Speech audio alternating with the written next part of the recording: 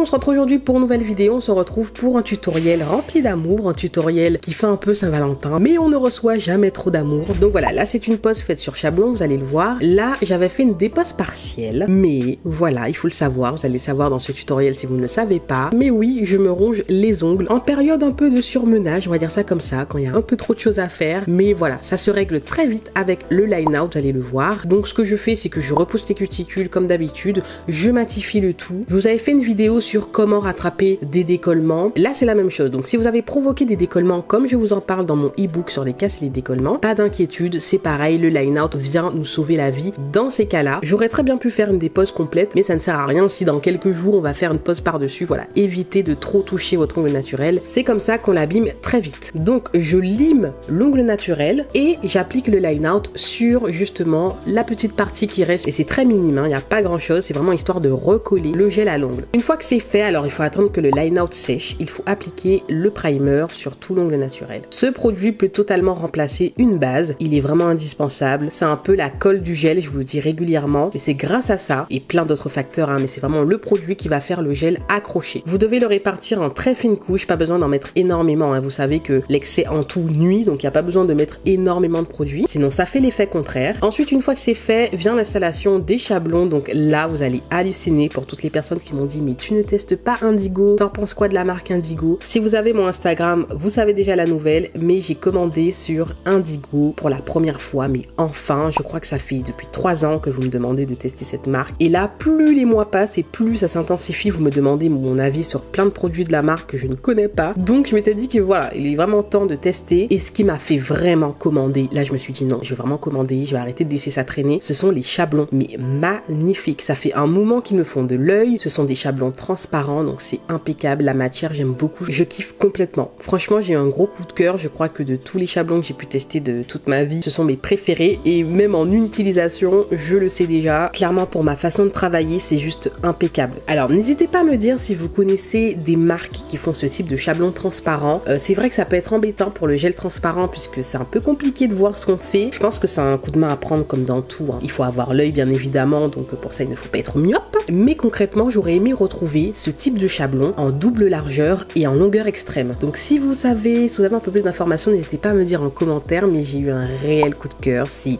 magnifique. Là je regarde la vidéo là en ce moment, je me replonge dans l'émotion du moment. Franchement j'ai trop aimé travailler avec ces chablons. Donc là j'avais envie dans ces curves assez prononcées. Donc je les installe, je les pinche convenablement, je coupe s'il y en a besoin, je fais les découpes en question en fonction de l'ongle pour que le chablon s'adapte bien, que j'obtienne la structure souhaitée. Et une fois que c'est installé, je crée mon extension. Donc je crée l'extension jusqu'à la longueur souhaitée. En fait là il faudra faire un vrai travail de visualisation. Vous allez devoir visualiser une forme que vous avez dans votre tête que vous devez reproduire dans le réel. Donc c'est ce qui est fascinant avec les faux ongles, hein, c'est qu'on vient créer quelque chose et d'autant plus avec les chablons puisque c'est du total sur mesure. Ce n'est pas comme les capsules où on a une base. Là il faut tout faire. Le résultat que vous allez avoir sera le fruit de votre technique. Donc une fois que j'ai créé l'extension, je passe au bombé. Donc là je viens finaliser la construction. Une fois que j'ai la base, donc les fondations, je termine le tout histoire que ce soit bien solide en faisant le bombé, donc pour protéger la zone de stress et amortir les chocs. Je vous ai fait 2 vidéos sur le bombé, je vous le répète souvent, mais vous êtes nombreux à rejoindre la chaîne. D'ailleurs un grand merci à vous, c'est juste incroyable. N'hésitez pas à regarder les tutoriels sur la chaîne, chaque tutoriel se complète, il y a des choses que je répète mais il y a aussi des nouvelles choses qui s'ajoutent selon la pose, le design que je fais et également les produits. Parfois je vous donne des updates, hein, comme là les chablons Indigo. Donc voilà, je fais la même chose pour tous les doigts. Je prends mon chablon, je l'installe, je pinche bien le chablon. S'il y a besoin de découper, je découpe, je pinche bien comme je le souhaite. Une fois que c'est bien sécurisé, je passe à l'extension, je mets à catalyser et je passe au bombé. Si vous utilisez un gel de construction coloré, je vous conseille de travailler en 2 fois. Tout simplement parce que les gels transparents catalysent beaucoup mieux que les gels colorés. Vous allez voir que en mettant une trop grosse couche d'un coup, la catalysation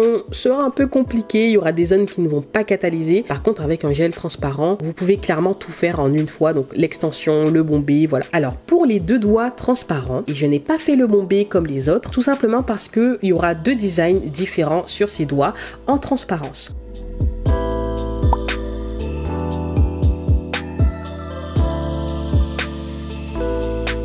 Pour le le premier doigt, j'attaque avec un effet marbré. J'hésitais entre du bleu et du violet, je ne savais pas trop. J'ai donc pris la référence Gustave et donc je prends un peu de Mega Base également pour flouter le tout et c'est parti. Vous laissez parler votre imagination. Voilà, faut savoir que le marbré, on l'aime de façon différente. Il y a des fois j'aime bien le marbré assez net, comme d'autres fois je l'aime assez flou. Il y a vraiment différents types de marbré, c'est à vous de voir, mais il faut savoir que le marbré un peu flou, aléatoire, vous n'avez pas besoin de technique en particulier. Une fois que c'est fait, je mets à sécher et ensuite je fais mon bombé, donc je finalise ma construction à cette étape. Pareil, je mets à catalyser juste après. Pourquoi avoir fait le bombé à cette étape? Tout simplement pour incruster le marbré, donc je trouve que ça fait un effet aquarium. Ce n'est pas du tout pareil que si je l'avais mis après le bombé. D'ailleurs, j'aurais eu des reliefs. Donc là, on a vraiment des décors emprisonnés, tout comme l'incrustation que je vais faire avec les cœurs et les paillettes. On vient tout incruster et on a vraiment un rendu lisse à la fin. C'est vraiment ce qui fait la différence. Vous gardez des ongles fins mais solides. Les ongles ne sont pas épais, vous venez pas épaissir le tout, gâcher le tout après avoir limé, fait la construction. Vous savez à quel point ça décourage hein. Quand on a bien fait sa construction, on a bien limé et qu'ensuite la couleur et les décorations viennent épaissir le tout. Donc je répartis les cœurs comme ça me convient. Ce sont des cœurs qui viennent d'AliExpress, je vous l'ai montré dans le dernier haul. Magnifique. En fait, les tutoriels sont trop bien parce que vous voyez vraiment le produit en action et c'est juste trop beau. Donc là, j'avais pas envie de mettre les cœurs comme ça tout seul. Je trouvais que ça manquait de quelque chose et effectivement, j'ai pris les paillettes également. Alors ça, je vous l'ai pas montré dans le haul, je l'ai reçu quelques temps après. C'est un lot de 24 paillettes, il me semble, avec toutes les couleurs, toutes les teintes. C'est juste magnifique et j'ai trouvé le même violet que les cœurs et j'ai trouvé ça trop beau mélangé ensemble. Je vous le dis souvent, n'hésitez pas à mélanger plusieurs décors ensemble, c'est trop beau. Le résultat ne serait du tout pas le même si je n'avais mis que les cœurs, vous voyez. Donc j'ai mis à catalyser une fois que j'ai appliqué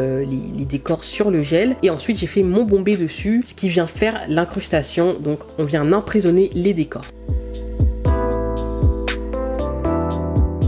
Une fois que tout est sec, je dégraisse le tout correctement. N'hésitez pas à dégraisser, c'est super important, sinon de toute façon vous allez vite le voir. Hein. Si vous limez sur un ongle qui a toujours la vue grasse, c'est juste horrible et on ne lime rien du tout. Donc dégraissez bien pour pouvoir vraiment limer correctement l'ongle. Donc bien évidemment, je retire tous les défauts, je lime bien partout, histoire de perfectionner le tout. C'est la magie, franchement cette étape, c'est juste incroyable. Autant avec l'expérience, on n'a pas beaucoup de défauts, on n'a pas beaucoup de choses à limer, mais quoi qu'il en soit, ça fait toujours son effet, on vient parfaire le tout en limant le gel qui s'est étalé, le gel qui n'a rien à faire là. Je ne me répète plus, mais voilà, je passe cette étape en grande partie parce que je vous réserve quelque chose dans quelques semaines. Ça avance, donc je vous en dirai un peu plus quand ça avancera encore plus.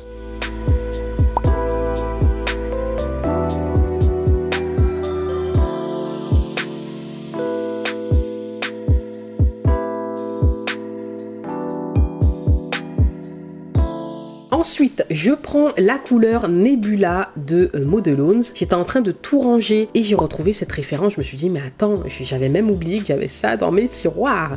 Comment ai-je pu? C'est trop beau. Alors de base, c'est une couleur, enfin c'est pas une couleur, hein, c'est un mélange de paillettes à mettre sur du noir, des couleurs sombres, mais ça ne ressort du tout pas pareil. Et j'ai trouvé que sur du nude, c'était parfait. Sur le violet, ce serait encore plus magnifique, mais là, je n'avais pas trop envie de mettre sur le violet. Je voulais décorer le nude sans trop mettre de décoration, de couleurs. Sachant que les autres doigts sont bien, vous allez le voir avec le violet là que je vais appliquer, ce sera bien chargé. Un seul doigt un peu nude avec des reflets violets en rappelant les autres doigts, c'était juste parfait. Je trouvais que c'était une bonne idée sur le moment. Et donc j'applique la couleur Gustave, donc celle que j'ai utilisée pour le marbré, sur les autres doigts nude. Je n'avais pas envie de les garder nude. C'est vrai que de base, j'ai fait ma construction avec le soft nude parce que j'avais envie de garder quelques doigts nude. Mais par la suite, je me suis dit non, je vais appliquer une couleur violette, ça fera trop beau. Donc bien évidemment, j'applique 2 couches pour avoir un rendu impeccable. Vous savez déjà, les vernis Modelones sont hyper pigmentés, donc en 2 couches c'est impeccable. J'aime énormément la texture, vous voyez, ça ne coule pas. En fait, je n'ai pas de problème où le vernis coule dans les pots. Ça n'existe pas. Je prends ma Mega Base, donc la Rubber Base. Alors c'est vrai que j'ai remarqué, surtout dans la dernière vidéo, que je me mélange les pinceaux entre Rubber Base et Mega Base. Mais en fait, c'est vrai que j'ai tendance à dire Mega Base parce que c'est le nom que la marque Victoria Vin a donné à sa Rubber Base.